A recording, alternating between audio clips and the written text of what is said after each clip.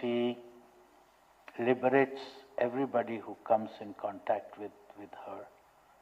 And so when you listen to these stories, don't treat it as some mythical story from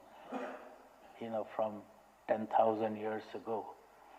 When you think deep and you meditate on these stories, you'll realize that this is a story about you, me, all of us.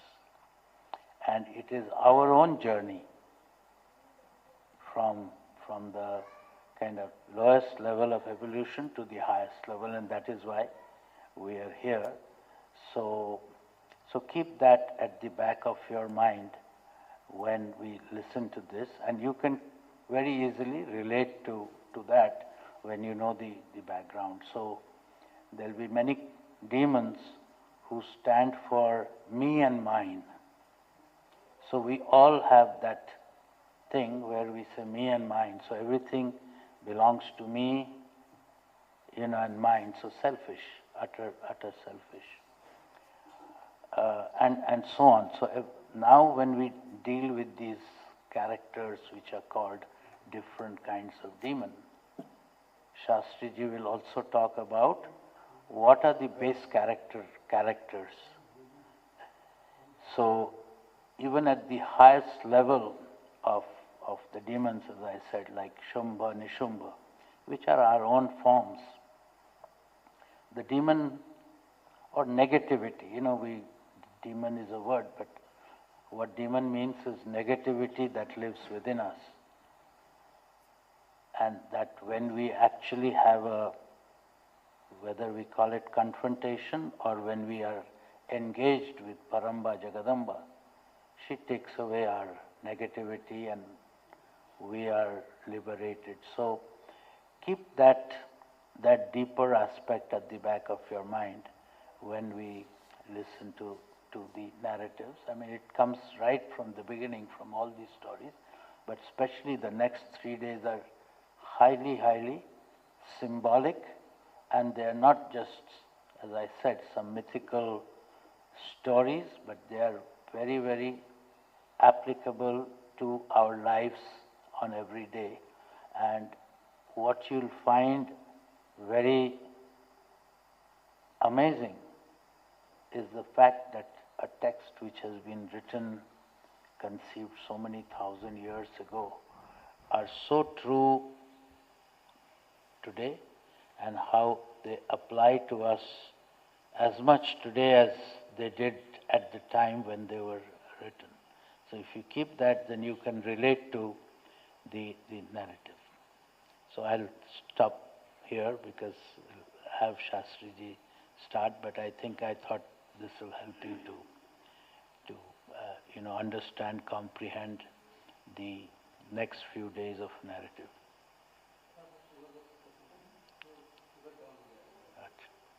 Okay. Shastriji is here. He'll join us in a few minutes. He was slightly unwell, so it took him few minutes.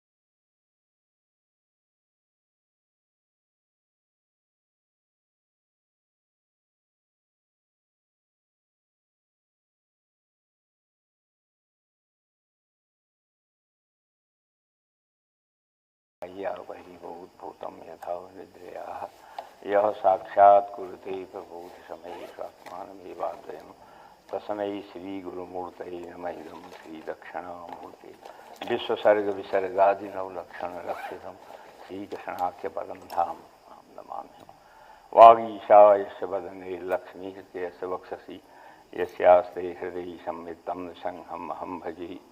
हे भद्रकाली बदले कमले च तारे धूमावती च पुरसुन्दरि च नमस्ते। मातंगी षोडशी महाभुवनेश्वरीति देवीर्नमामि शिरसा परमार्थदात्रीं। या माया मधुकैटप्रमथिनीं या माहिषोन्मूलनीं या धूम्रेक्षणचण्डमुण्डदलनीं या रक्तबीजासनीं शक्तिः सोमसंवदैतदलनीं या सिद्धलक्ष्मी परा सा देवी नवकोटिमूर्तिसहिता मां पातु विश्वेश्वरीं मां पातु विश्वेश्वरीं। नारायणं नमस्कृत्य नरं चैव नरोत्तमं देवीं सरस्वतीं व्यासं ततो जयमुदीरयेत् ततो जयमुदीरयेत्। बोले जगदम्बे मैया की, सियावर रामचंद्र की, पवन सुत हनुमान जी की, उमापति महादेव की, श्री वृंदावन बिहारी लाल की, श्री भागवत भगवान की, श्री वेद व्यास भगवान की, श्री अखंडी भगवान की, मस्त भगवान की, महेंद्र भगवान की, आज के आनंद मैया की, कात्यायनी मैया की, महालक्ष्मी मैया की, आज के आनंद मंगल की। हर हर महादेव।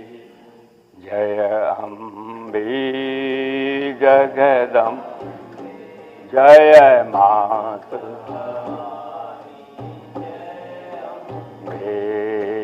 जय दुर्गे जय दुर्गे जय मात भवानी जय दुर्गे जय दुर्गे जय मात भवानी। काल विनाशिनी काली जय जय काल विनाशिनी जय उमा रमा ब्रह्माणी जय जय उमा जय जय राधा सीता रुक्मिणी जय जय राधा रुक्मिणी जय जय दुर्गा विनाशिनी दुर्गा जय जय दुर्गा जय श्री राम जय राम जय जय राम श्री बोलो जय जय विघ्न हरण हनुमान बोलो जय जय हनुमान। देवी पूजी पद कमल तुम्हारे देवी रे सुर नर मुनि सब होहि सुखारे सुर नर रे श्री राम जय जय राम श्री राम जय जय राम बोलो जय जय विघ्न हरण हनुमान बोलो जय जय अम्बा अम्बा जय जगदम्बा अम्बा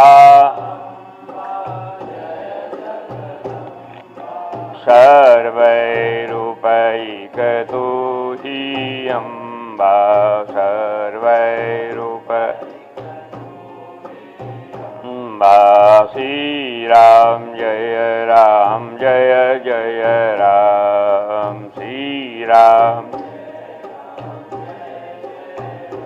बोलो जय जय विघ्न हरण हनुमान बोलो जय जय हनुमान। बन्नो पद्म परालौ गुरुपद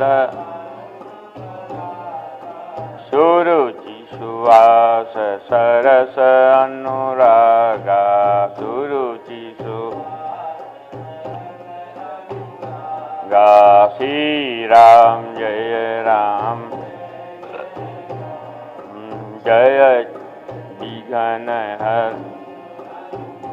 बोलो जय जय विघ्न हर श्रीमन नारायण नारायण नारायण भजमन नारायण रटमन नारायण नारायण नारायण रटमन नारायण नारायण श्रीमन नारायण नारायण लक्ष्मी नारायण नारायण नारायण लक्ष्मी नारायण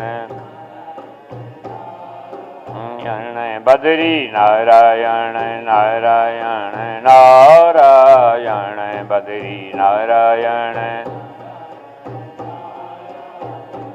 अम्बे नारायण नारायण नारायण अम्बे नारायण दुर्गे नारायण नारायण नारायण दुर्गे नारायण सत्य नारायण नारायण नारायण सत्य नारायण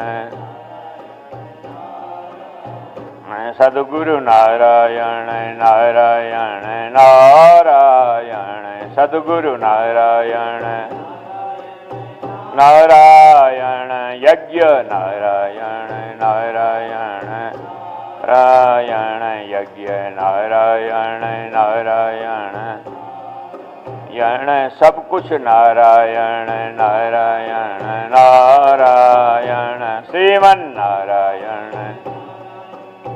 नारायण भजमन नारायण नारायण नारायण रटमन नारायण नारायण बोले नारायण भगवान की धर्म की अधर्म का प्राणियों में विश्व का हर हर महादेव। आराध्य श्री गुरुचरण कथा स्वधा प्रेमी महानुभाव श्रद्धा तो परम्बा जगदम्बा की अनुकंपा बाबा जी की कृपा से हम लोग इस आनंदपुरी आश्रम में शारदीय नवरात्र मना रहे हैं। आज छठा दिवस है। सप्तम कात्यायनी थी जो माँ दुर्गा में गायत्री अम्बा का और जो है महा सरस्वती अम्बा का पूजन हुआ, अर्चन हुआ, बंदन हुआ, पाठ हुआ और फिर हवन हुआ और हवन के बाद में फिर प्रसाद भोजन हुआ। फिर निद्रा देवी हम भी आज जरा अस्वाधीनों से निंदा देवी गोद में ज़्यादा चले गए और अब फिर कर्णपुटैर पीवंध्य ये कथा सुधा कानून से पी जाती है कि नहीं और हमारे जीवन को दिव्य भव्य नव्य कर दी जाती है। तो कर्णपुटों से फिर ये दिव्य कथा का श्रवण कर रहे हैं और हमारे चटर्जी महाभाग बड़ी दिव्य रूप से इसको भाषांतरित कर रहे हैं। बोले जगदम्बई मैया की जय।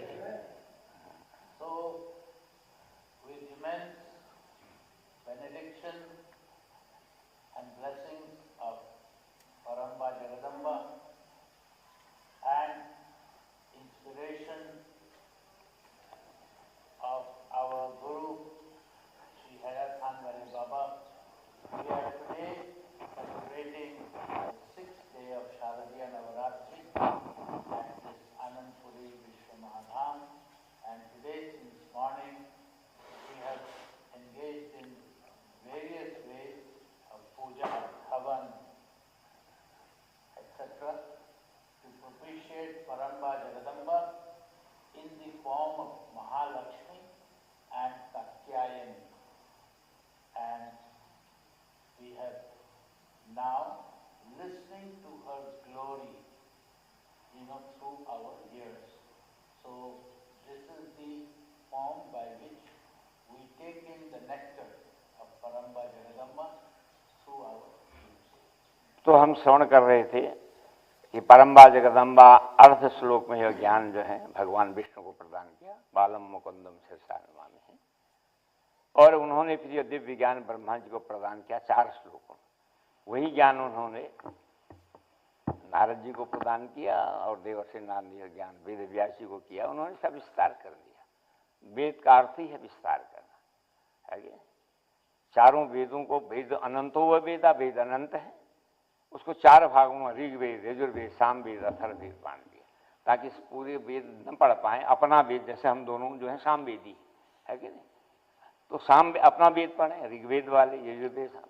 और फिर 18 पुराण बना दिए, क्योंकि व्यास जी को 18 अंक बड़ा प्यारा है। जैसे तुलसीदास को 9 अंक बड़ा प्यारा, नवमी तिथि मधुमास पुण्य, नवमी तिथि मधुमास, शुक्ल पक्ष अभिजित हरि पीता, शुक्ल पक्ष हरि पीता, श्री राम जय राम जय जय राम, श्री राम जय राम जय जय राम। बोलो जय जय विघ्न हरन हनुमान, बोलो जय जय विघ्न, बोले जगदम्बे मैया की।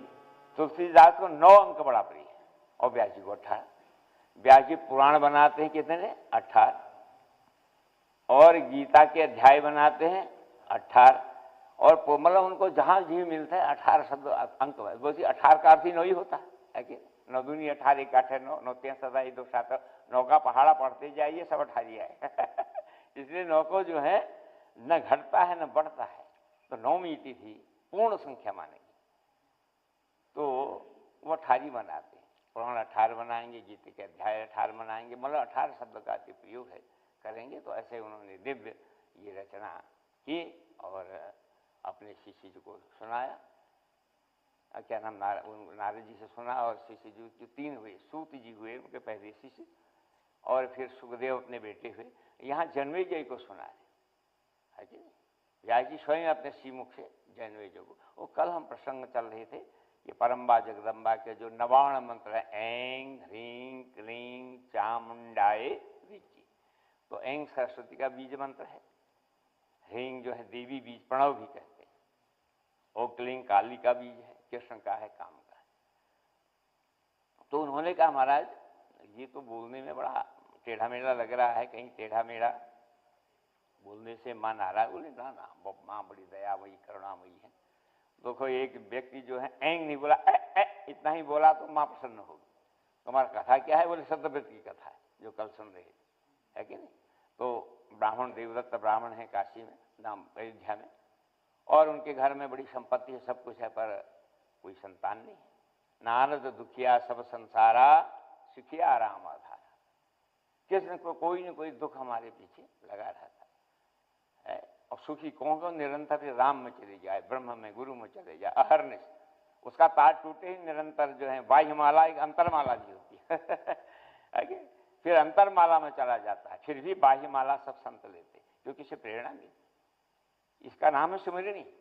मतलब कभी बात करते हैं प्रभु सुमिर के, अरे ये सुमिरनी, फिर शिव शिव शिव शिव शिव शिव, जो आपका गुरु मंत्र है राम राम कृष्ण कृष्ण, तो याद दिलाते, इसका नाम सुमिरनी।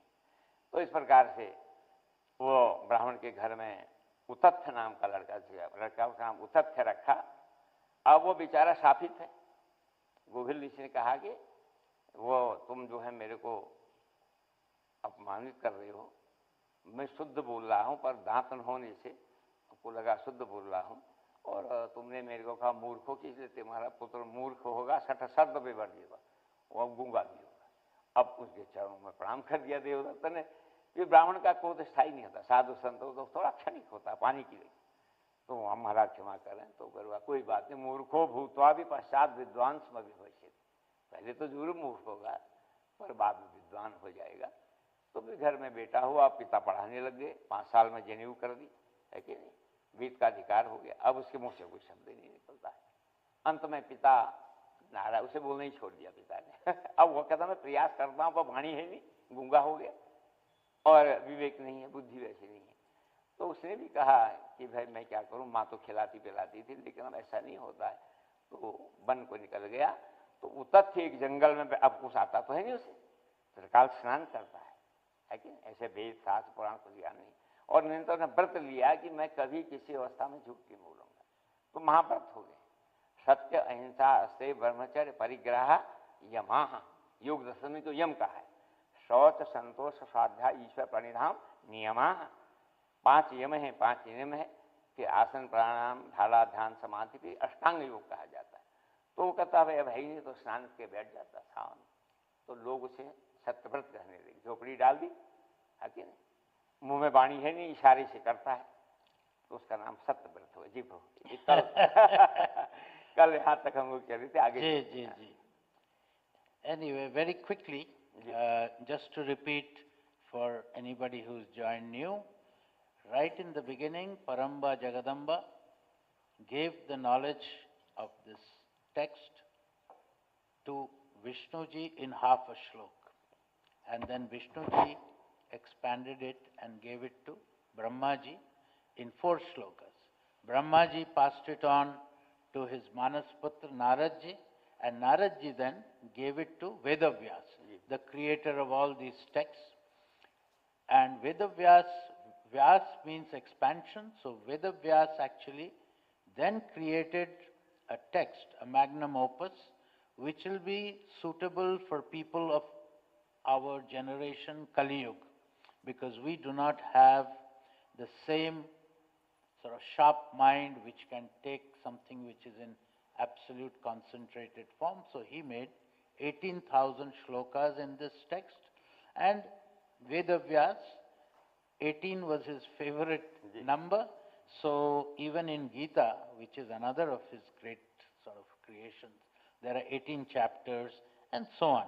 Puran, Brahma Puran, Vishnu Puran, Shiv Mahapuran, Garud Puran. So all of that is also 18 magnificent texts that he had created. So 18,000. So while we have been listening to these, yesterday we heard the story of how this mantra, Navan mantra, Eng, Ring, Kling, Chamundaye, Viching. So then somebody asked that, many of us are not so well versed in Sanskrit, pronunciation, etc., that if we are not able to pronounce these mantras exactly as they are supposed to be, will Mother be upset? So no. Mother is absolutely with a kind heart, loving, Dayamai, So she doesn't. As long as your bhav, your feelings are pure, she can understand even if you're speaking not correctly. So there is a short story that I will repeat, that there was a Vidwan by the name of Devdutt. And Devdutt was a master of doing all these religious ceremonies. He had a big following, he had a lot of wealth and fame, etc. But even though he would do ceremonies, even Sakam Yajna for his disciples, pupil, followers, in his own life he didn't have any child, so they did what they call a Putreshti Yajna. This is a Sakam Yajna which is only done to achieve a certain purpose that you want to achieve. And in this Yajna, Sakam Yajna, it is important that you do everything perfectly. If something is not arranged properly, then the Sakam Yajna will not give the results. So there was a saint whom they had invited, whose name was Govil. And Govil was elderly in his age, so he didn't have a perfect set of teeth. So when he was reading out the mantras, what was coming out didn't sound right.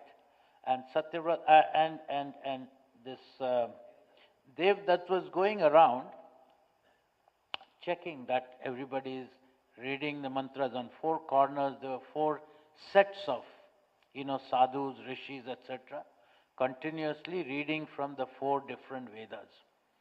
So he actually called out to Govil and said, "You are not doing the mantra correctly." And Govil was upset. He cursed that, you have called me, I am pronouncing rightly, but because of my teeth, you cannot hear it. And because you have insulted me, he cursed him that you will have a son, but he will be both dumb and imbecile, he'll not have much brain. So in due course they had, and of course immediately, he asked for his forgiveness because he realized that he had wrongly kind of insulted a sadhu. And sadhu's anger is very, very temporary, just for a second and then it goes. So once he asked for his forgiveness, Govil immediately said, "Okay, you will have a son who will be born, with dumb and impos." They have a child, and in the beginning, they give him a name of Utathya. And as you know, that among Brahmins and so on in India, you would do an early thread ceremony, sometimes as early as 5-6 years, or definitely by 8 years or so. So around that time, 8 years, they did the thread ceremony, when you also initiate him with the first Gayatri mantra, right? And then more mantras are initiated as he grows up. But because he was under the influence of the curse, this little child, Utathya, was not able to either comprehend or learn or repeat the mantra. So his parent, father, tried him, etc. But there was a distance between that little child and the father especially. So one day when the child had already grown up to be 14, one night he left the house and he went near a river in the forest. He made himself a very modest sort of place. He started staying there, and he didn't know he had no erudition, no education. So he would only have his bath and he would sit in like meditative pose, and he would just be like that. And he had taken a vow, that child now of 14 years, that the only thing that he will follow is that he'll follow the truth. He will never speak an untruth. So over some period, his name became Satyavrat. That means one takes the vow of truth.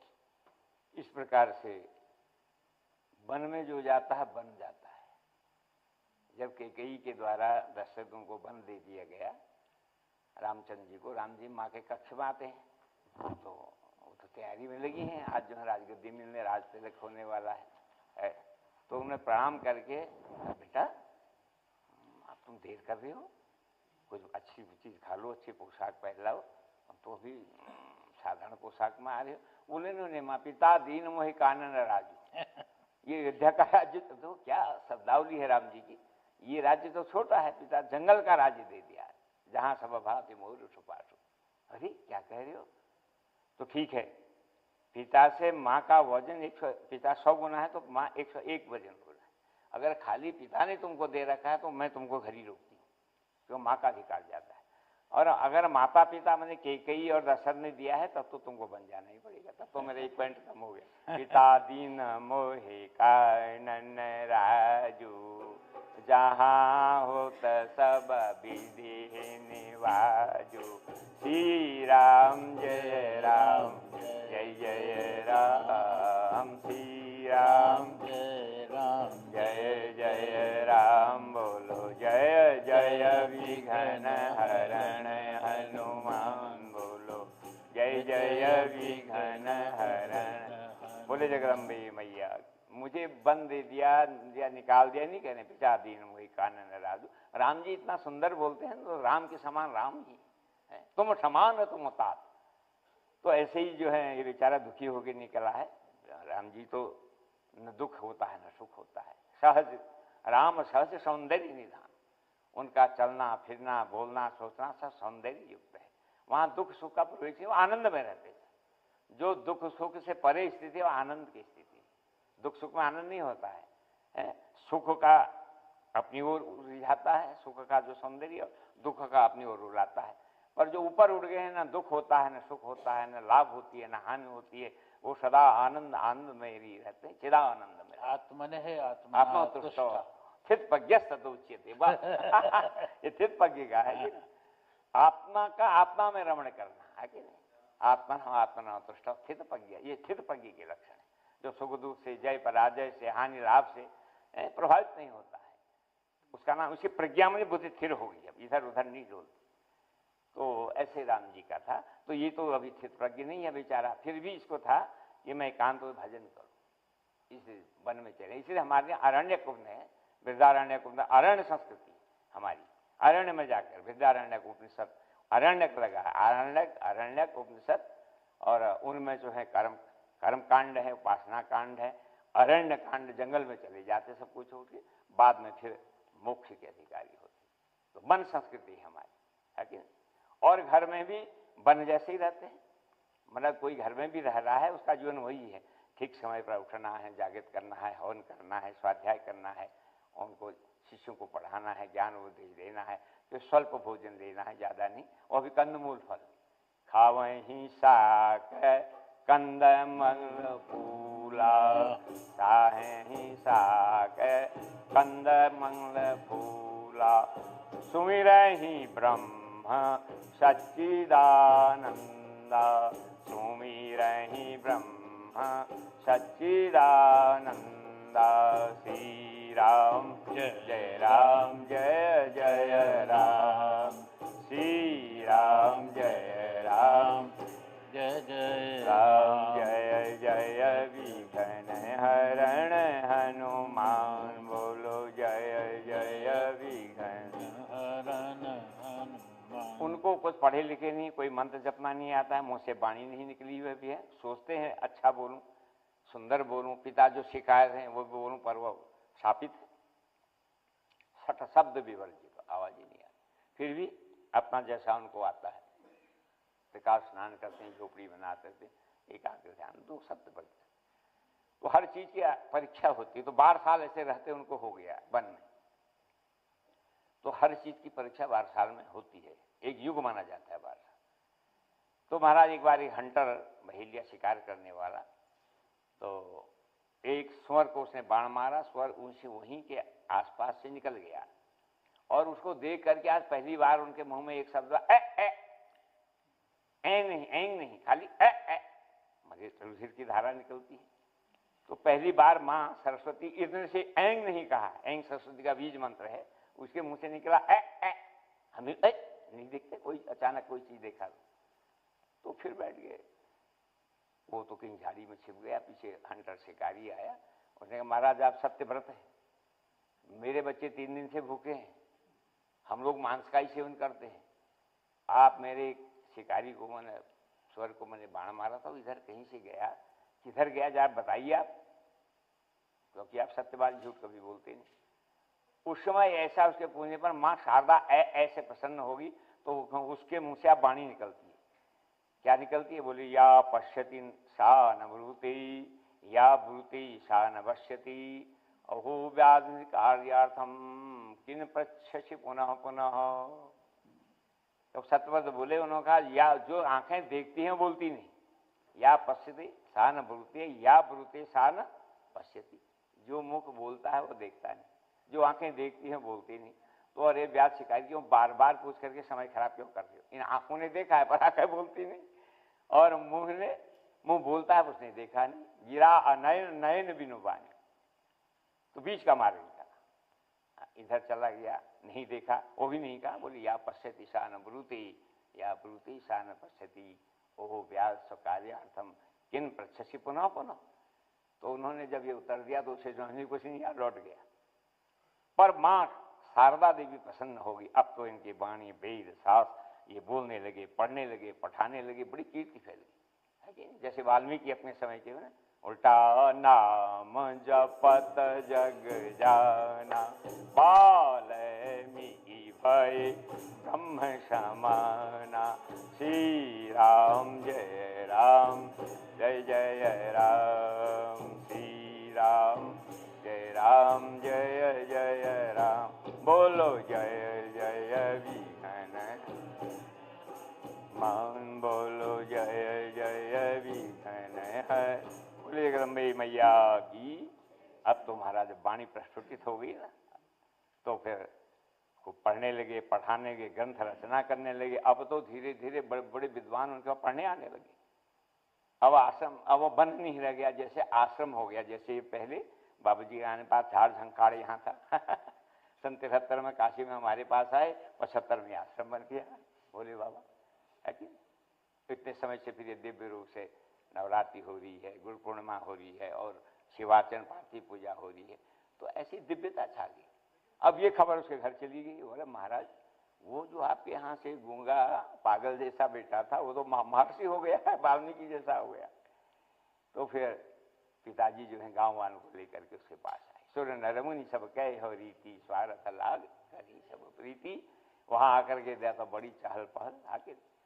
तो उन्होंने उनसे कहा बेटा अब चलो हमारे घर में, ये मैं तो कब से चाहता है हमारा जो घर अयोध्या में इस ढंग का विद्यालय, इस ढंग का सत्संग हो, है कि नहीं। वैसे तुमने यहाँ बहुत कर दिया है, तुम्हारी फिर भी जिस स्थान को हम छोड़ के आए हो उसको दिव्य भव्य नव्य बनाओ। तो फिर पिता के कहने पर आखिर पुत्र पुत्री है कि नहीं। और फिर पुत्र क्या संत हो गया। संत हृदय नवनीत समाना, कहा कभी न पर कह नहीं जाना। निज परताप द्रव्य नवनीता, पर दुख द्रव्य सुसंत पुनीता। श्री राम जय राम जय जय राम, श्री राम जय राम जय जय राम। बोलो जय जय विघ्न हरण हनुमान, बोलो जय जय विघ्न हरण हनुमान। बोलेगा मैया की। ऐसे कहने पर फिर पिताजी के साथ और जितने भी उनके संगी थे सीधे अपने गांव को चले गए। वही गांव जो है मैं राम राज्य हो गया, फिर गांव नहीं रहा। क्योंकि जहां ऐसा संत बैठता है जो विद्या में परिपूर्ण हो, साधना में परिपूर्ण हो, क्रोध रहित हो, जिसके दर्शन से ही आनंद आ जाए, फिर वहां राम राज्य जैसा जी ऐसा आनंद है। So we are listening to the story of Satyavrat, and whether Paramba Jagadamba, if somebody is not even able to speak the mantra correctly, is she upset by that or is she propitiated, happy with that? So in that context we are listening to the story of Satyavrat.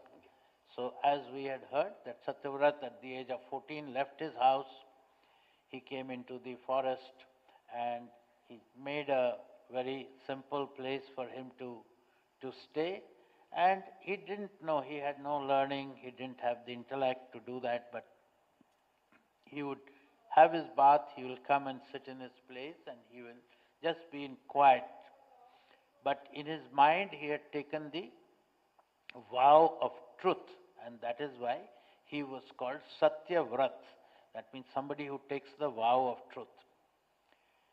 So like this, some time passed, and one day a hunter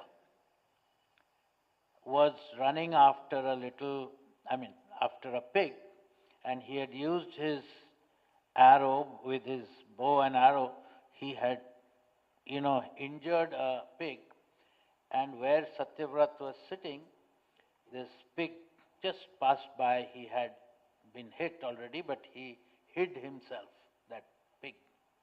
And then the hunter comes, and the hunter addresses him that I know that you are Satyavrat, that you only speak the truth. My family has not had something to eat for 3 days, and I need to take this food to give to my family. So please tell me, where is that pig who has just passed by? Where is it hiding? So that's a moral dilemma. If you tell the truth, you will, that it will harm the pig. So at that moment, seeing that pig who has been hit and probably, some blood is falling, in his mind, automatically few words come out, and that word is more like a shock kind of thing. but just and that was enough for Paramba Jagadamba, not aing, but was enough for Paramba Jagadamba to be propitiated, and now his intellect, starts working, and he comes out with the most classic reply. He says that my eyes can see but cannot speak. My mouth can speak but it cannot see. So why are you coming and asking me this question of where the pig is hiding? You are wasting, my time. And from that moment onwards, after that the hunter goes away. But from that moment onwards, with the blessings of Paramba Jagadamba, his intellect, comes back, and he, over a period of time, he not only starts to write, he becomes known for his scholarship, erudition, and his fame. Of course, he was on top of all that. He was also a practitioner of truth, so his fame spreads everywhere. And his father, Devdutt, who had given him up, he comes back to receive his son. He goes back to his home, and as Shastriji said, that wherever there is a saint, he doesn't have to be in the forest, wherever you are. Forest is a state of mind. Forest or a mountain which is where nobody is there, it's not somewhere where there are lots of trees and tigers. It's a state of mind. It's a state of mind where you become detached. But when you reach a certain state in your spiritual journey, anywhere where you are, that becomes a forest or a remote place in the mountain. We heard that also in the case of journey of Sukhdevji. So it's the same thing, And another thing which Shastriji said is that in the context of Lord Ram from another era, that when you reach a certain stage of spiritual then there is no difference between a good time and a bad time. You remain in a state of equanimity. It is called Sukhe Dukhe Sabe Kritva Labha Labho Jaya Jayo. Means whether you are having a great day, you have had a lottery, you are in the same state. If one day has been bad and you have lost something very dear, you stay in the same state. It's called equanimity. Every day in the same state of peace and so on. So Satyavrat comes back to his home with his parents, and he makes that into a place of great worship and practice and meditation, etc. तो उन्होंने कहा देखो ऐंग सरस्वती नहीं बोला था, ए स्वर को देखा ही, तो टूटे फूटे माने शब्द से माँ बाप बोले भाव तो शुद्ध है, शब्द भले शुद्ध न हो, इसलिए भाव शुद्ध, भाव हो विदिते देव, हाँ भाव हमारा शुद्ध है, क्योंकि एक सुई का भी भाव है, एक हाथी का भी भाव है। सुई क्या भाव है? 5-10 रुपया है, और हाथी क्या भाव है कि नहीं? और या हमारे बड़े बड़े मकान दुकान क्या भाव, तो कहते हैं दाल क्या भाव है? सबका भाव है संसार में, ऐसे ही हृदय का भी भाव। हृदय से अर्जुन तिष्ठति, है कि नहीं? ईश्वर सर्वभूतानां हृदय से अर्जुन तिष्ठति, भ्रामयन् सर्वभूतानि यंतारूढ़ानि माया। ये हृदय जो है ना, हृदय में ही ईश्वर रहता है। जो हृदय देश है ना, हृदय से अर्जुन तिष्ठति, और भ्रामयन् सर्वभूतानि, अपने भावों के अनुसार कर्म सबको घुमा रहा है। यंत्रारूढ़ानि, जैसे यंत्र में गाड़ी में आरूढ़ होकर के, या कोई यंत्र चल रहा है बार बार घूम रहा है, तो हम लोग ये भी अपने कर्म के अनुसार। कर्म 3 प्रकार के हैं, प्रारब्ध संचित क्रियमान। अंगिरा दर्शन में एक सूत्र है, धानुष का सर्वत। जो धनुष चलाता है उसके बाणों की 3 अवस्था होती है। एक तो तर्कस में सब पड़े रहते हैं, वो संचित कर्म है, और एक को वो तीर में लगा रहा है, वो क्रियमाण है, और एक को तीर को छोड़ दिया रहता है, प्रारब्ध। तो प्रारब्ध कर्मस्थ भोगादेव है कि नहीं? किसी ने कहा युद्ध बंद होगा, जो चढ़ा रहा था तीर में मारे बाणों को उसको भी परकस में रख देगा, नीचे रख देगा, है कि? क्रियमाण और संचित कर्म खत्म किए जा सकते हैं, रोके जा सकते हैं, पर जो प्रारब्ध जो छोड़ दिया है जो बाण, फिर वो लक्ष्य भेदन करेगा। इसलिए प्रारब्ध कर्मसु कर्मा भोगादेव क्षय, योग दर्शन माया उसको भोगने के बाद नष्ट होगा। तो धानस का सर्वत, इस प्रकार हमारे कर्म है, जो प्रारब्ध है, क्रियमाण है, संचित है, 3 अवस्थाएं हैं, उसमें प्रारब्ध कर्म सबको भोगना, बड़े बड़े योगियों को भोगना है कि उनका जैसा प्रारब्ध। रामचंद्र परमहंस कैंसर हो गया, बड़े बड़े योगियों को शरीर शारीरिक दृष्टि से, वैसे तो आत्मा में लीन है, कोई तकलीफ नहीं है, लेकिन लोक दृष्टि से। तो उन्होंने कहा एंग सरस्वती इन्होंने नहीं बोला था, खाली ए बोलने से माँ प्रसन्न होगी। और एक उदाहरण फिर दिया, क्लिंग पूरा नहीं बोला, क्लिक क्लिक बोला, इतने से ही माँ जगदम्बा प्रसन्न होगी। तो महाराज ये क्या कथा है? बोले युधाजित और शत्रुजित उन्होंने अपनी कन्या को जो है विवाह की, मनोरमा लीलावती का विवाह वहां के राजा से कर दिया उधर। अब कुछ काल बाद राजा आखेट करने गया तो सिंह ने उसको मार दी।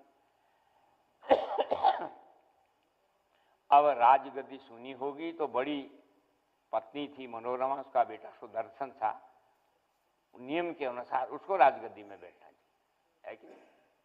लेकिन युद्धाजित जिसके पवित्र नाम, उनका मेरा बेटा बैठेगा।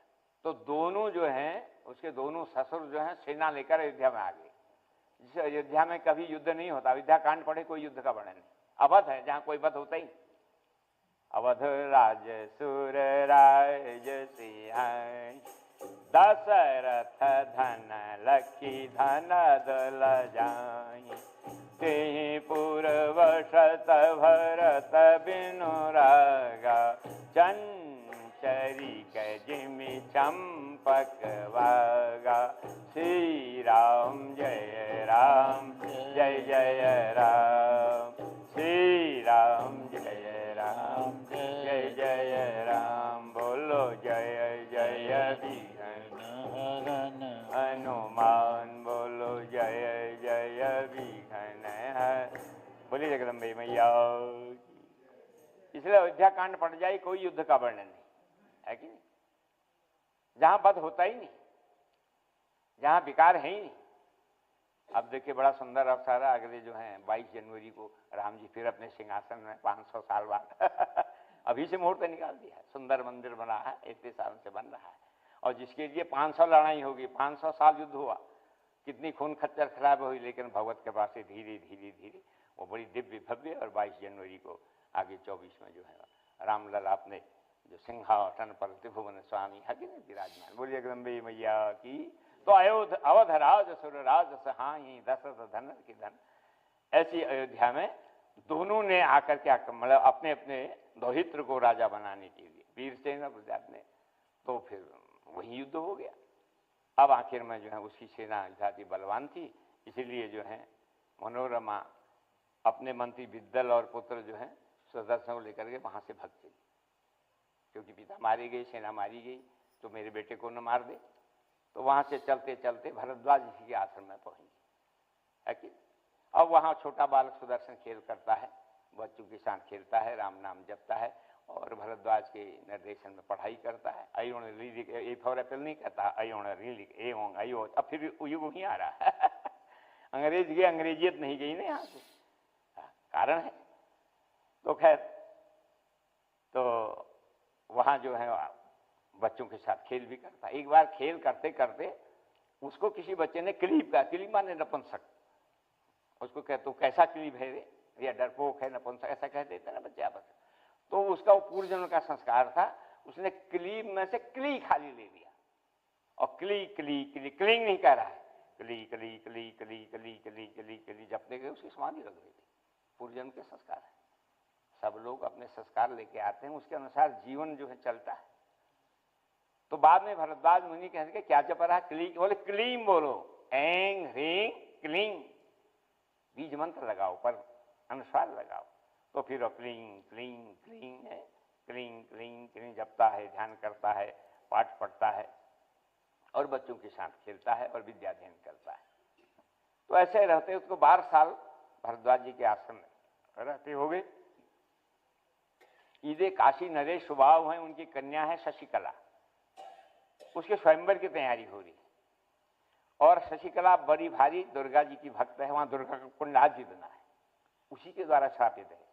मानस मंदिर के पास आप जाएंगे, जो लोग काशी, हम तो 12 साल काशी रहने करते हैं, अब तो और दिव्य बन गया है जब से विश्वनाथ कॉरिडोर बना है कि नहीं।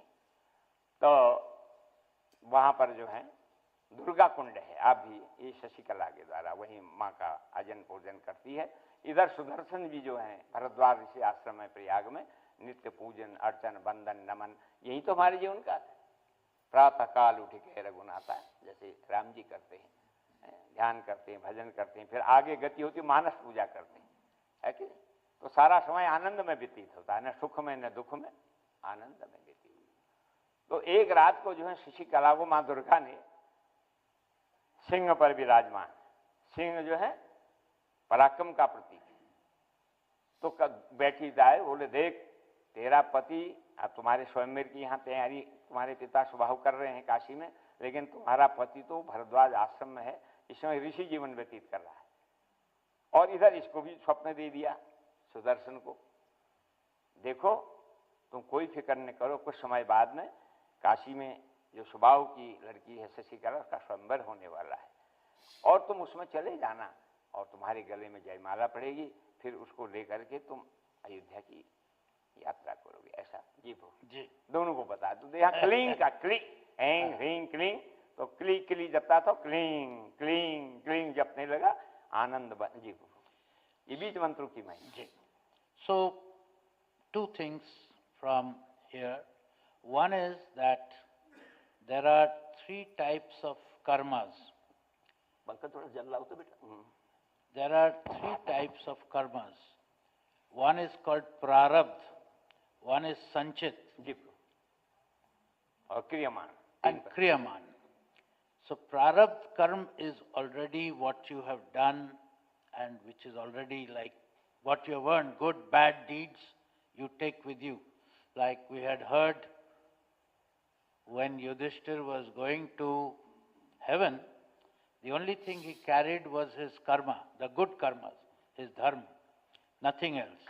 So we have prarabdh karma, sanchit, and then we have kriyaman.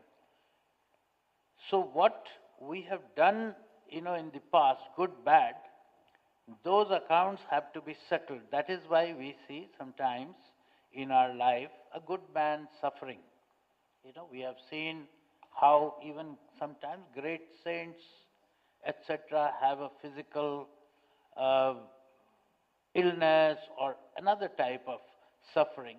These are all because of the prarabdha and sanchit karma. What we do today becomes our wealth in the bank for future.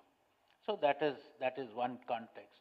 We are also trying to understand another narrative where if you are not even able to speak the mantra well, Paramba Jagadamba still takes that as long as your bhav, that's a very, very important word, as long as your inner feelings are pure. So one of the things in sadhana, many people ask me, what do you do? How? I say, all the rituals aside, all the mantras aside, all the japas aside, please first bhav suddhi. That's the basis. If your bhav becomes pure, then whatever you say, mantra, even if it is not the most accurate, it will hit the target. Paramba Jagadamba will get it, she'll bless you.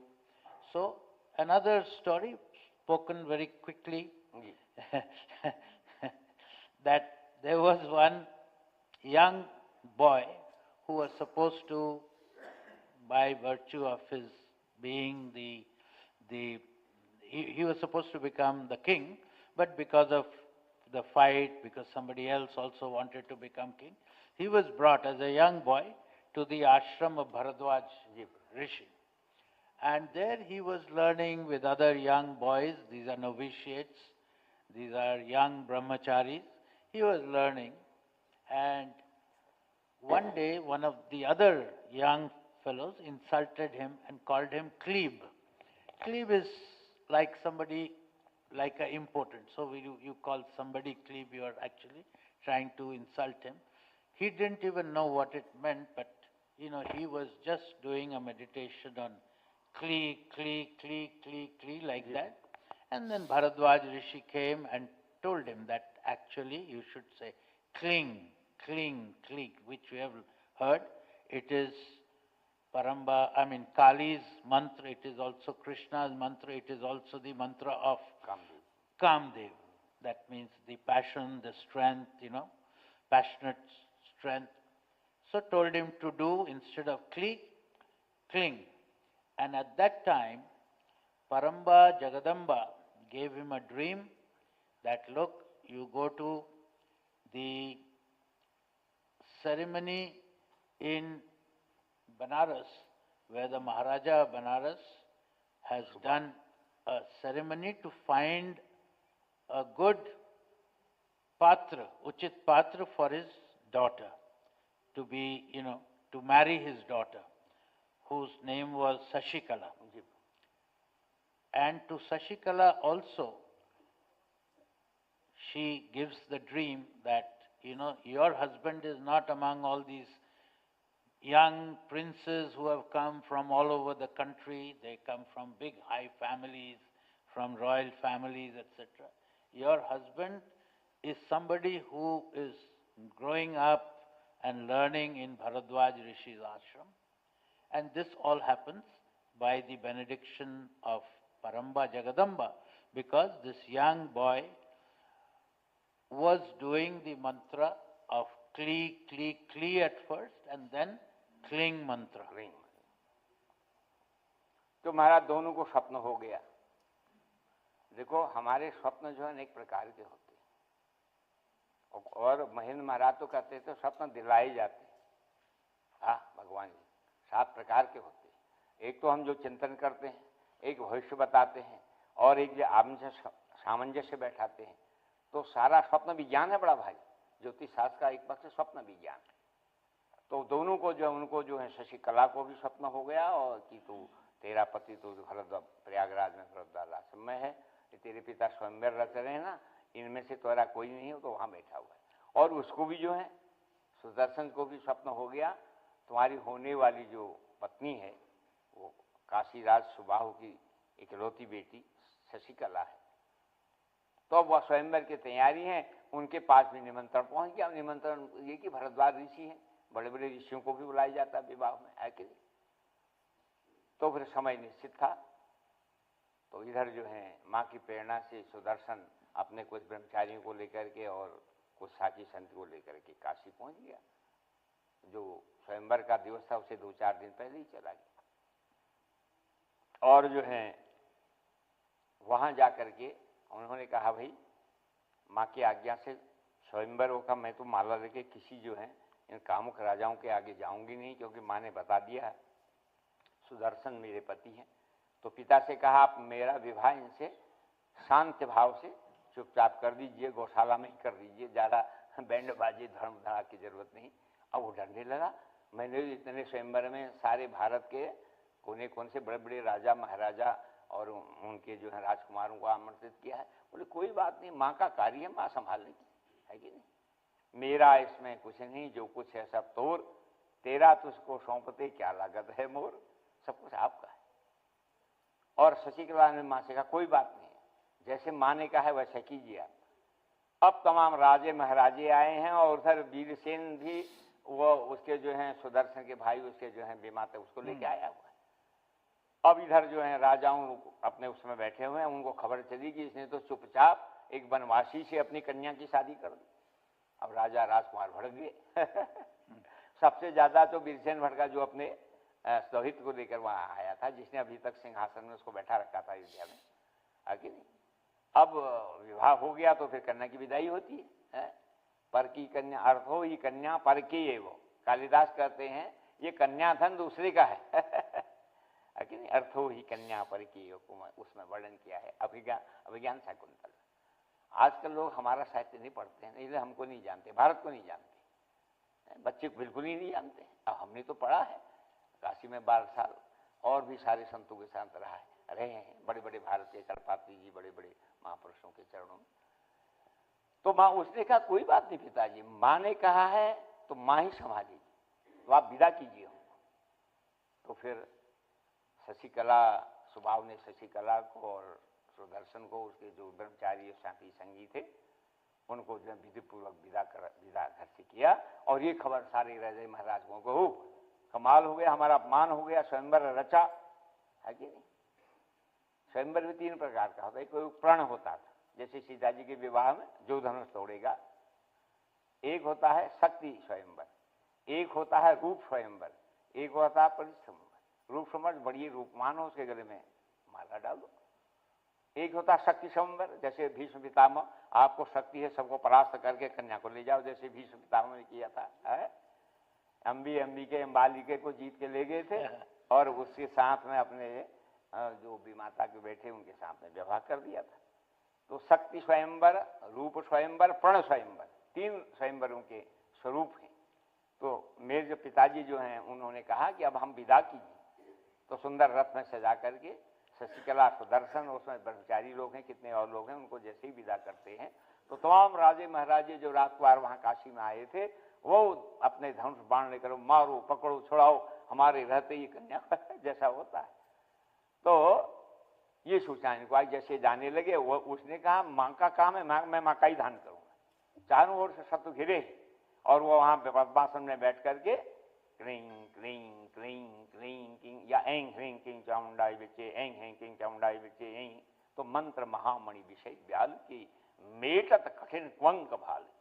मंत्र में बड़ी भारी शक्ति। जैसे ही वो रथ पर चढ़ाई करने आ गए, माँ अपनी शक्तियों के बोले जगदम्बे मैया की, सिंह बाहिनी ढाल तलवार मार के दनादन दनादन, जैसे कच्चे मूली काटते हैं ना, और सबसे पहले उसी को काट दिए जो पिता और भाई थे सुदर्शन जी, अयोध्या से आए थे वीरसेन को। अब भगदड़ मर गई बड़ी, बाप रे बाप, रथ में रणचंडी प्रकट होगी, भागे। तो फिर माँ के आगे कौन ठहरता है नारायण। तो फिर बड़े प्रेम से फिर सब रास्ता साफ हो गया और भरद्वाज ऋषि के आश्रम में आ गए। माँ को प्रणाम किया और ऋषि को प्रणाम किया। अब ऋषि बोले अब तुम राजा हो, अयोध्या जाओ। अब तो तुम्हारे पास संकट था, आश्रम में रहे, अब तो अयोध्या में कोई राजा है नहीं, मरे गए तुम्हारे स्वयंवर में, इसलिए अयोध्या जाओ। और उसने प्रणाम किया और सारे ब्रह्मचारियों को, माता को और स्नेही को लेकर के हरिद्वार में, क्या नाम, प्रयागराज से अयोध्या चला गया। और अयोध्या जाकर के सबसे पहले उसने माँ का मंदिर बनाया। आज भी वो मंदिर विराजमान है, वो तो राम जी की भूमि है कि नहीं। श्री राममय सब जानी, करूँ प्रणाम जोरी जुगु पानी। निरंतर राममय है, लेकिन इसने जाकर के से पहले परम्बा जगदम्बा मातेश्वरी राजा राजेश्वरी दुर्गा का मंदिर बना आज भी। और नवरात्र में बड़ी भारी पूजा होती है। बोली जगदम्बे मैया की। तो क्लीन शक्ति का चमत्कार है जी। लंबा हो जाए, कोई बात चलेंगे आज, ठीक है। So, it's a very long story about this dream that both the princess had a dream that your father is organizing this big Swayamvar. Swayamvar is a ceremony to choose a Uchit Patra, a good candidate to marry the princess. And in the old Indian tradition, the parents didn't choose. You gave that freedom to the girls. So the tradition was that even among the royalty, same thing for Ram, same thing for all the kings of that time. In a big palace, you would invite all the princes from across the whole country, and they would come with all their paraphernalia, with wearing the jewels, etc. And the girl will come, the princess, and she will look. And there were 3 ways that they will choose. The Swayamvar will happen based on 3 sort of reasons. One was prana, that she will say, the princess will say that this is what I want. The one, like in the case of Ram, the one who can break the dhanush, the bow. I will marry him.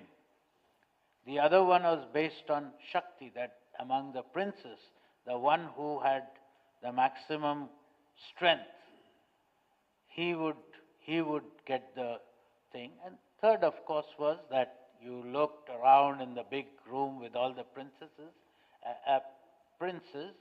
and if she found somebody who was extraordinarily good looking, beautiful, and so on, she would.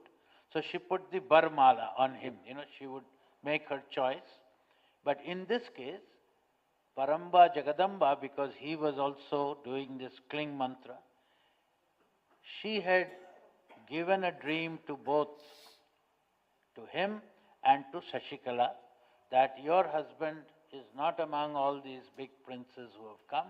Your husband is in the ashram of Vishwamitra, and he will come. And to that boy also, she had given the dream that you go to Varanasi and attend that Swamvar ceremony, and your marriage, she will choose you. So anyway, to cut the very long story short, she tells her father, the Naresh, the king of Varanasi, that look, Subhahu, that's his name, that out of all these big princes who have come from all over, none of them are my husband quality. I want to marry somebody who's in the ashram of Vishwamitra, and I want not a big ceremony wedding, just a simple wedding. So, and in the meantime, all these people have come from across the world, and they come with all their paraphernalia, as they said. And while they were all there, she says, no, I'll not marry any of these. So the father is persuaded. Father arranges a quiet marriage. And when all these gathering of princes hear that story, they become rebellious. And the one who's most angry is the cousin of this, whose name is Yuddhajit. Sudarshan, Yuddhajit. Yuddhajit. He was also one of the people who was hoping to become the one chosen by her, Shashikala, so that he can then take over the Gaddi of Ayodhya. Anyway, so there is a rebellion. They all want to attack this, the king of Varanasi, and break that wedding. But at the last moment, Paramba Jagadamba herself appears and annihilates all of these, including Yuddhajit, and then the marriage takes place, and he goes with his wife now to the ashram of Vishwamitra. But Vishwamitra tells him that good, Bharadwaji, so Bharadwaji, that now you have to go to Ayodhya. You are now not anymore a disciple in this ashram. You are now the future king of Ayodhya, because there is nobody else on the throne. So they go to Ayodhya in due course. And the first thing they do when they reach Ayodhya, they make a temple of Paramba Jagadamba, and I believe that temple is still there, of course now renovated in a larger form, etc. And so this story was again to tell all of us that it is not how well with Sanskrit knowledge and pronunciation and all of that we do our mantras.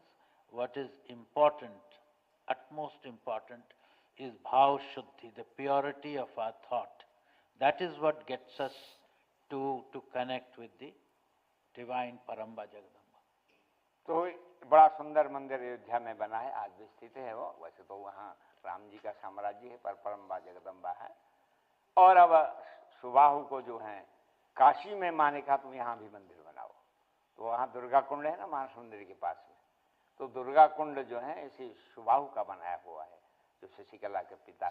माने का मेरा यहाँ में अयोध्या में बनेगा, यहाँ दिव्य काशी में भी मेरा मंदिर बना, तो सुंदर। और नवरात्र कर, चारों नवरात्र कर, तो उन्होंने कहा महाराज ये नवरात्र का विधान क्या है? बोले अमावस के दिन सारी शुद्धि, सारी मतलब सुंदर गोबर से पिताई हो करके सुंदर मंडप बनाओ, 16 हाथ का यज्ञशाला बनाओ, उसमें बीच में हाथ के जो है जिसमें सर्वतोभद्र मंडल बनेगा उसका निर्माण करो, उसमें परम्बा जगदम्बा मातेश्वरी का कोई दिव्य चिन्मय विग्रह उसको स्थापित करो, नहीं तो श्रीयंत्र को स्थापित करो, है कि नहीं? जो तुम्हारे पास है, दिव्य मूर्ति है तो उसको स्थापित करो, स्वर्ण मूर्ति है, रजत मूर्ति है, नहीं तो मिट्टी की करो, है कि नहीं? तो उसको स्थापित करके फिर दूसरे दिन से उसकी विधिवत पूजा करो। गणेश जी की पूजा, क्षेत्रपाल सारी पूजा, नवग्रहों की पूजा, क्योंकि सबके अंग उपांग हैं। फिर लास्ट में जैसे हम लोग तो यहाँ करते हैं, हम जो लोग आपने देखा होगा, है कि नहीं? संक्षेप में करते हैं तो फिर परम्बा जगदम्बा माते की जो यंत्र है श्रीयंत्र, श्री विद्याम शिव भाम भाग निलयाम ह्रींकार मंत्रोज्जलाम, श्री विद्या सबसे श्रेष्ठ विद्या है कि नहीं? तो उसको स्थापित करो और त्रिकाल पूजा करो, प्रातःकाल, मध्याह्न काल, सायंकाल, है कि नहीं? विधिवत जो तुम्हारे पास भी हो, है कि नहीं?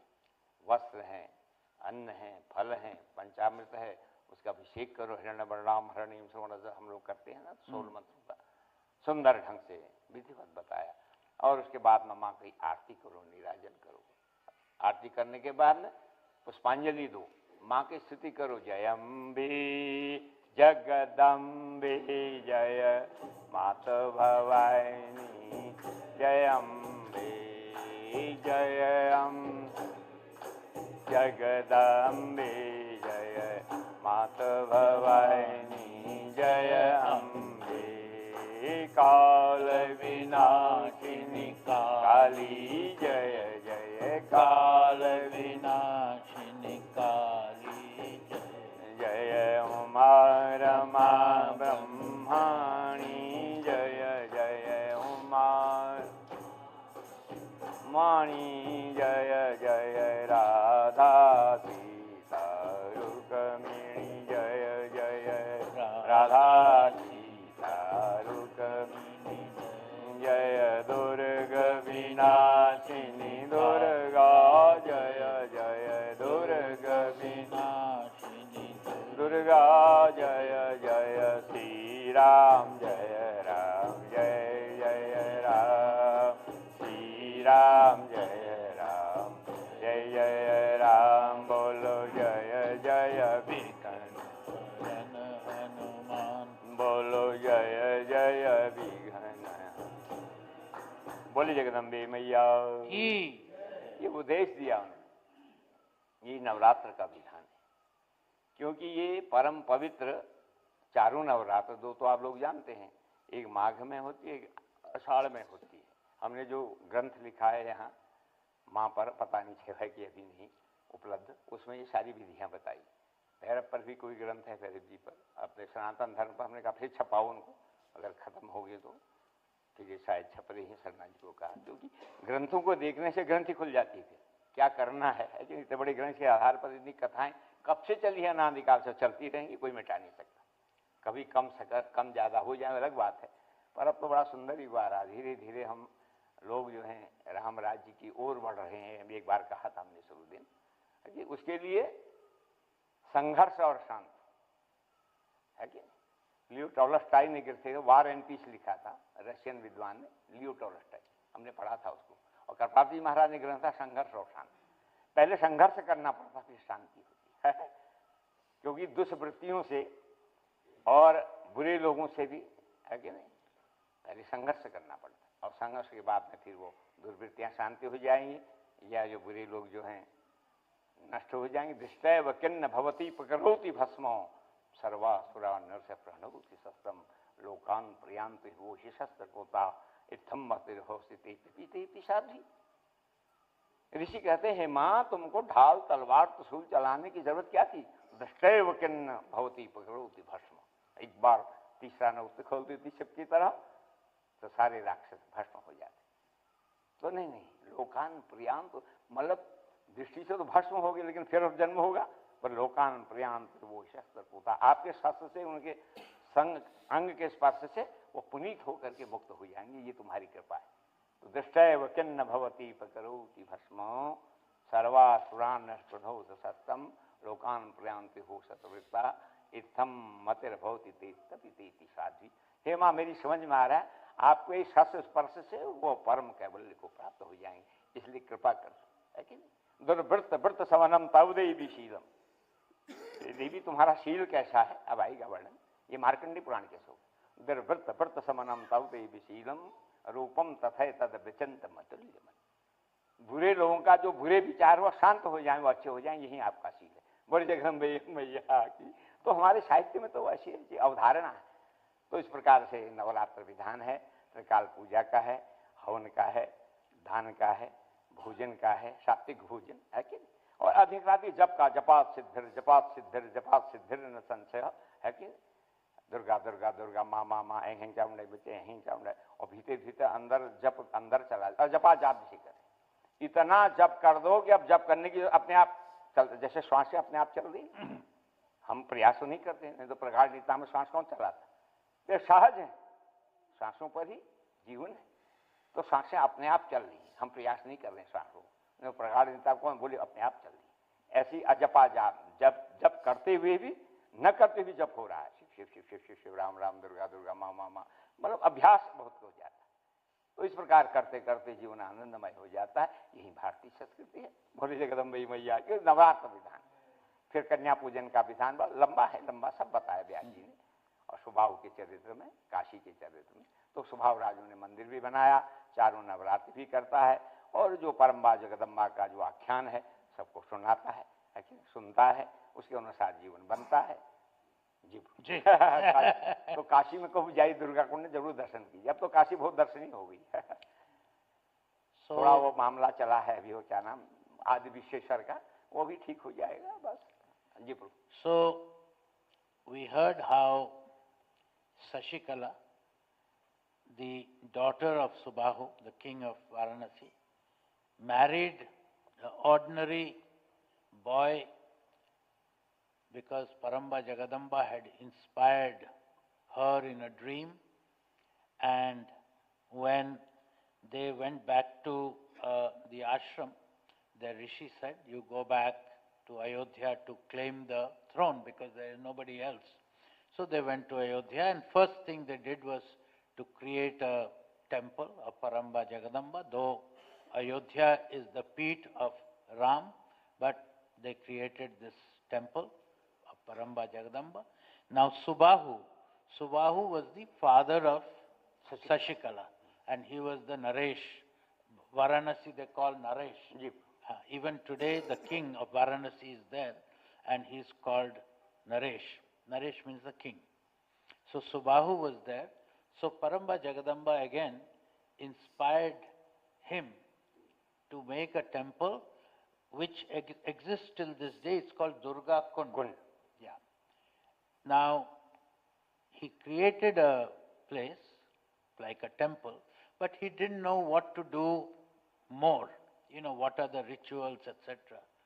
So Paramba Jagadamba kind of instructed him in a subtle way of all the things that he has to do.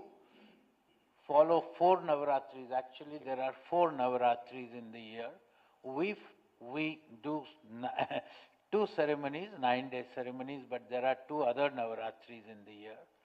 So in some of these places, they will celebrate all the 4 Navaratris. And then the daily ritual.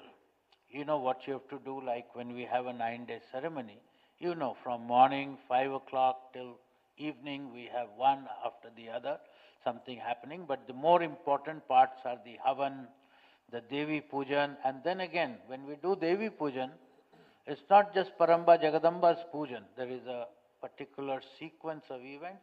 Every puja has to start with Ganesh Pujan first. Even before that, we have to make the Kalash. You have to do Sthapana. You see those 3 water-filled things. First you have to do Sthapana. It's a long process, but when you do the pujan every day, the first pujan is to Ganesh, and then to various other Devis, etc. And of course, ultimately and most importantly, we do puja to Paramba Jagadamba. So she instructed Subahu exactly all the things that he has to do. And so he started doing all of that. And then what happens, she told him that you must constantly do japa of Aing, Heng, Kling, Chamundai, Viche, etc. And what happens, this is very important for everybody to know, that just like we breathe without effort, it's a part, even when we sleep, we breathe. Because if we don't breathe, we will not live. So it becomes our second nature.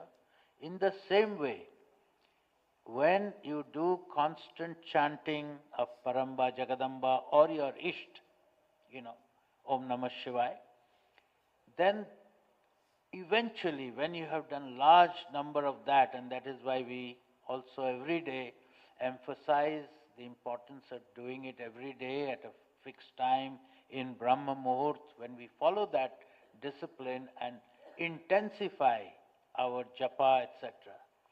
After a long time, it becomes a second nature and we enter a phase which is called ajapa jap. Just like we breathe effortlessly, we chant effortlessly, even when we are doing many other things of our daily, routine, the back of our mind, that jap goes on constantly. And when that happens, you know that you have entered another level of consciousness. तो इस प्रकार से ये ऐंग, ह्रीं, क्लीं, ये बीज मंत्र हैं, इनका अलग अलग जो आख्यान आया।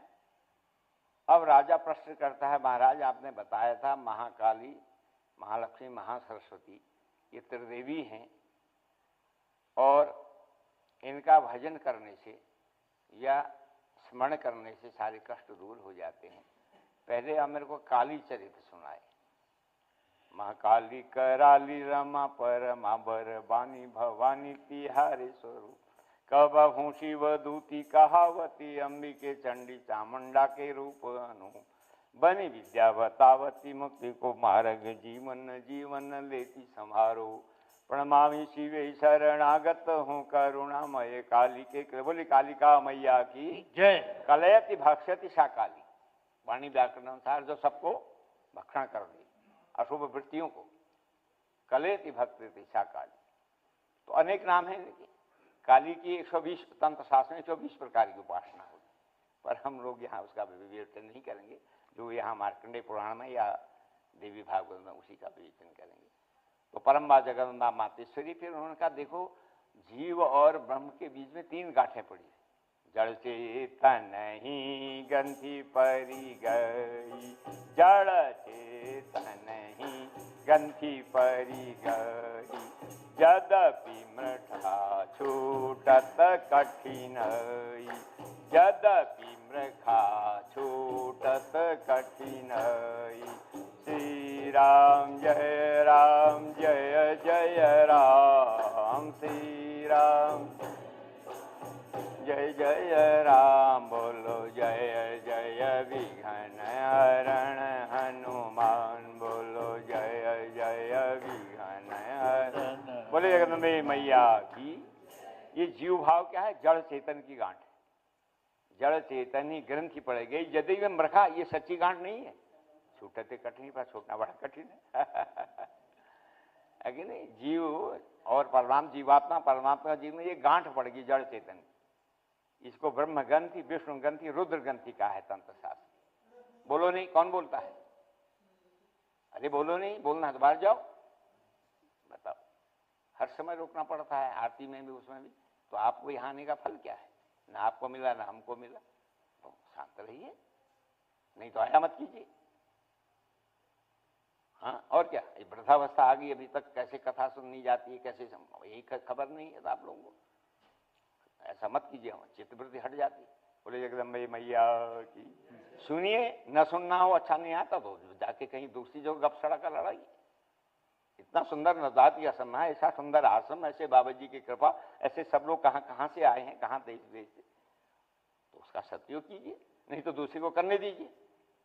बोले जगदम्बे मैया की।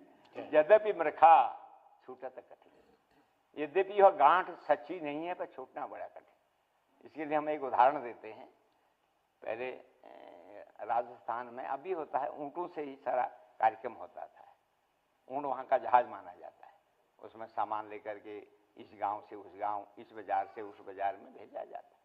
तो एक व्यक्ति जो है 50 ऊँटों में सामान लाद करके इस नगर से उस नगर भेजता था और रास्ते में रुकता था और वहाँ अपना दाना पानी खाता था, उनकी नकेल वहाँ उस पर बांध देता था।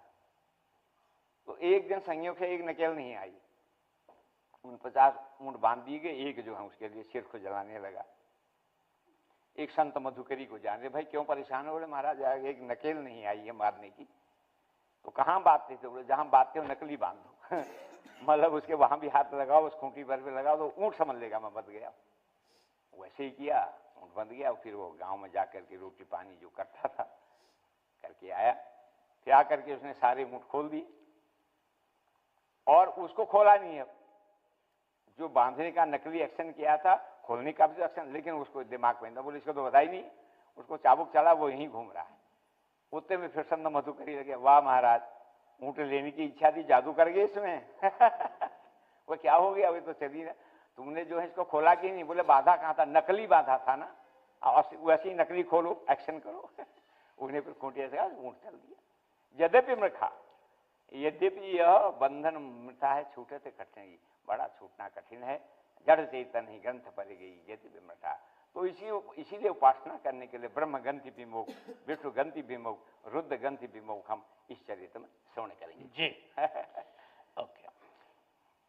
So, as we said, the king of Varanasi, Subahu, was inspired by Paramba Jagadamba to make this Durga Kund and then do all the rituals, through the day, through the year, with various Navaratris, all the different and detailed rituals, and do the mantras also. So then at one point, he asked Paramba Jagadamba that, can you please sort of enlighten me on the different characters of Mahakali, Mahalakshmi, Mahasaraswati. So now we enter that phase where what I had said earlier about being able to identify yourself with what we are saying. This is a story about us. This is not story of some fable. That we have Pratham Charitra, Madhyam Charitra, Uttam Charitra. So Kali is the first Charitra about whom, Mahakali, we listen. So this is, we all are connected in this world, attached by what we call the connection of Jad and Chetan. Jad means something which is, which is very physical, not spiritual. We are connected to our greed, etc. That is Jad. Chetan is our consciousness. But, that is all here kind of connected. Though it is not actually so, but in our mind we are attached. And that attachment is what keeps us in this and stops us from growing further. To give an example, it is called, first one is called Brahma Granthi. Vimoh means opening the Brahma Granthi. Granthi is a attachment, something that shackles you. So, in the old days, the merchants, because there were no cars, there were no other mode of transport, they will load up lots of goods on the back of camel or some such big animal, elephant or something, and then they'll keep on a long journey of few months. They'll go to different places and sell where they have. They buy something which is local from there and put it in. It's a long journey. They'll come back home after 6 months, and probably because it's camel, probably it's some place like Rajasthan, where the people of Rajasthan are very business oriented in their mind. They've got some of the biggest businesses, not only in India, all over the world. So somebody like that had 50 camels loaded with goods, and he would go from one place to another place as much as he could travel during the day. And then when the evening happened, like just when dusk is going to happen, he'll find a place where he can shackle all his camels. He'll go out to buy some food, provision, he'll give some food to the camels, etc., water. Then he'll go buy some provision, come back, eat, sleep for the night, and again start their journey, unshackle them, and take them on the journey, again, this caravan of camels. So one day they reached a particular place where they wanted to stop, and he had already shackled, say out of 50, 49 camels, but he found that one of the things with which he would harness, shackle the camel, one camel, was missing, lost in transit. So he was kind of worried how to handle that, because if he goes to the village to buy provisions, etc., he'll leave the camel. This one which is not shackled, he will wander away. So he was dealing with that, and then one sadhu passed by. He said, "What is your problem?" So he said that, "This is my problem. I am missing one chain with which to shackle this one. And if I go away, this one will wander away and I'll lose both the goods and the camel." So he said that, why don't you shackle him? He says, "I don't have one." He says, "Just play act. Okay, play act like you have shackled." So he did the same. Nakel is one that goes through the nose. So he put it through the nose and he play acted, as if, and he put it on this thing to shackle him, like he had done for all the others. Tied it to a tree or something like that. He said, "Now you go." So he went, he came back, that camel was there along with all the other 49. And next morning he gets up, and now it's time to go. So he gets ready, he unshackles all the other 49 camels, but not this one, because anyway it was not physically chained, so he thought this one will also go. But the 49 camels started moving, but this one, which was actually not chained, would refuse to buzz. He's pulling and he would not go. He's sticking to his place. So he was again kind of not able to deal with it. The same sadhu was again passing by. He said, "What is your problem now?" He said, "You must have done some, what we call a magic, like a black magic, because you wanted to possess this camel. He's not moving, You must have put some magic on him." He says, "No. Unshackle him. Play act and unshackle him, just like you shackled him, tied him to a pillar or whatever. Do the opposite of that." So when he did that, the camel started moving. So what it means is that a lot of the attachment which we have with the jad and our consciousness is all mental. It's not real. If we can make that mental switch, we can be released. जी तो जड़ चेतन ही ग्रंथ पर गई, यद्यपि मृखा छूटत कठिन। तो इसमें सर्वप्रथम ब्रह्म ग्रंथि, ये काली चरित्र आएगा, फिर विष्णु ग्रंथि महालक्ष्मी का, और फिर जो है रुद्र ग्रंथि महासरस्वती चरित्र आएगा। बड़ा गंभीर विषय है, बड़ा रोचक विषय है, तो समय भग रहा है, तो आज यही विश्राम रहे। हम भी थोड़ा सा वो औषधि ले रखी है, थोड़ा कम वो उसका लग रहा है। बोले जगदम्बे मैया की जय, अम्बे जगदम्बे जय, मात भवानी जय, अम्बे जय, जगदम्बे जय, मात भवानी, अम्बे जय दुर्गे जय दुर्गे जय, मात भवानी जय दुर्गे जय दुर्गे।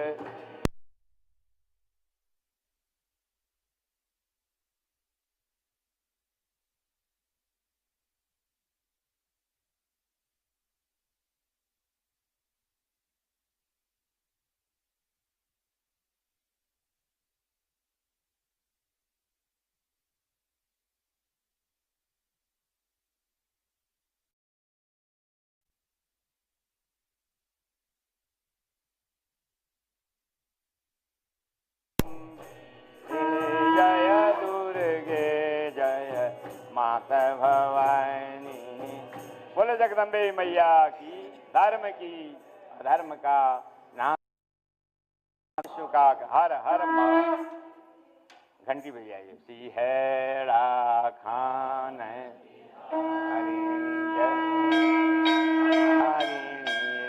मैया जनमन हारी दयामय देवे।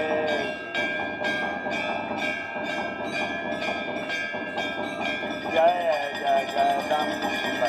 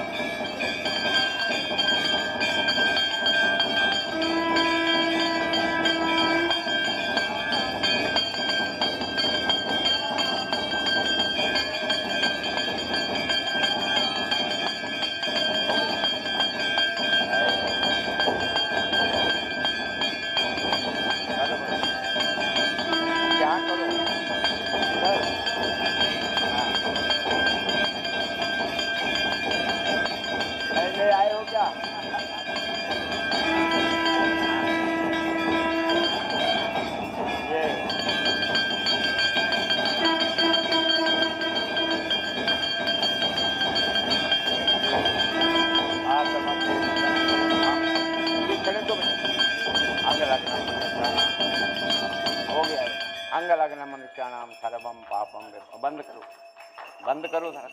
सर्वम पापम विरोहति सर्वान् पापान् विरोहति आरार्तिक्यम समर्पयामि नाना सुगंध पुष्पाणि यथा कालोध्वानि च पुष्पांजलि मया दत्तम ग्रहण परमेश्वर। बोली जगदम्बे मैया की।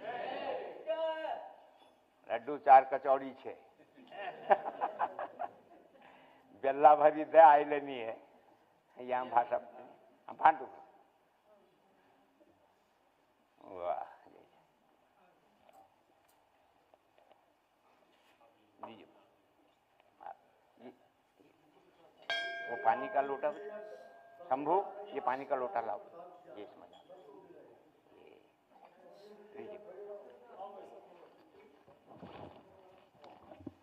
रघुवर